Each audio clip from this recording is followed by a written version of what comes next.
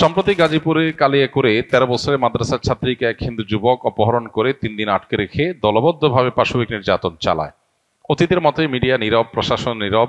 যদি অতীতে দেখেছি এই ধরনের ঘটনার সর্বোচ্চ আসামির গ্রেপ্তার ব্যতীত উপযুক্ত শাস্তি পর্যন্ত পৌঁছায় না। এমত অবস্থায় সঠিক আইনের প্রয়োগ না থাকায় জনগণ নিজেই শাস্তি প্রদান করলে ইসলাম সমর্থনযোগ্য হবে কিনা, খুবই দরকারি প্রশ্ন।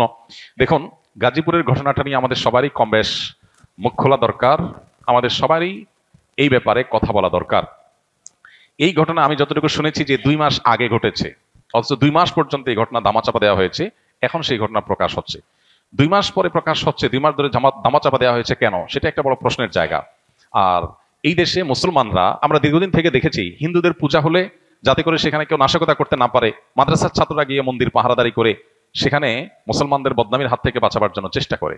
সেখানে সংখ্যালঘু যারা সংখ্যায় কম, তারা যদি সংখ্যাগরিষ্ঠদের উপর এই ধরনের নির্যাতন চালায় বা তাদের ব্যাপারে এরকম দুঃসাহসিকতার পথ দেখায়, তাহলে সন্দেহাতীতভাবে এর ফলে সমাজ অস্থিতিশীলতার দিকে যাবে। আমাদের দেশে আইন বা আইনের শাসন এগুলো যেহেতু জাস্ট মুখরোচক গল্পের মতো, এগুলোর কোনো বাস্তবায়ন আমরা দেখতে পাই না। এই জন্য মানুষের আস্থা তলানিতে। এরকম পরিস্থিতিতে মানুষের আস্থা ফিরে আনার জন্য দৃষ্টান্তমূলক শাস্তির কোনো বিকল্প নাই। অতএব এই ধরনের ইস্যুতে বিশেষ করে জড়িতদেরকে দৃষ্টান্তমূলক শাস্তির মুখোমুখি করার কাজটা যদি প্রশাসন করতে ব্যর্থ হয়, তাহলে মানুষ আইন নিজের হাতে তুলে নিয়ে তার দায়ও এই লোকগুলোর উপরেই পড়বে। পাশাপাশি আরেকটা গুরুত্বপূর্ণ বিষয়, আমাদের দেশে আপনারা লক্ষ্য করবেন যে তথাকথিত নারীবাদী, তথাকথিত শিশু অধিকারের ব্যাপারে সচেতন যারা, তথাকথিত সুশীল যে মানুষগুলোকে আমরা বলি বা নিজেদেরকে তারা বলেন, এই মানুষগুলো এ ধরনের ঘটনা একেবারে মুখে কুলুপ দিয়ে বসে থাকেন। কোন মুসলিম নারী তিনি নির্যাতিত হলে তাদের নারী অধিকারের স্লোগান একেবারে থেমে যায়।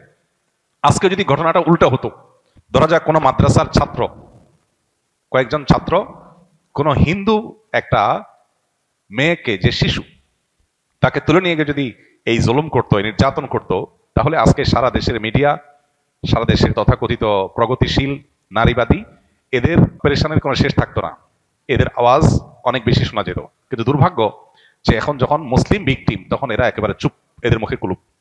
আমি যেন বলার চেষ্টা করি, বিভিন্ন সময় আমাদের সমাজে এই জাতীয় ইস্যুগুলোতে তথাকথিত মানবাধিকার কর্মী কিংবা তথাকথিত মানবতাবাদী, নারীবাদী, এ জাতীয় বিভিন্ন মুখরোচক স্লোগান যারা ধারণ করছে, এই মানুষগুলোর মুখোশ, তাদের আসল রূপ আমাদের সামনে ফুটে ওঠে। এটা দুর্ভাগ্যজনক। অতএব এদেরকে চেনার এই সুযোগগুলো যখন আমরা পাই, তখন আমাদের উচিত হলো তাদেরকে ভালো করে চেনা এবং সতর্ক থাকা। আমরা সবাই যার যার জায়গা থেকে গাজীপুরের ঘটনায় দায়ীদের দৃষ্টান্তমূলক শাস্তির জন্য যার যার জায়গা থেকে চেষ্টা করবো এবং কথা তুলবো। আল্লাহ তাআলা আমাদেরকে ন্যায্য বিচার পাওয়ার তৌফিক দান করুন।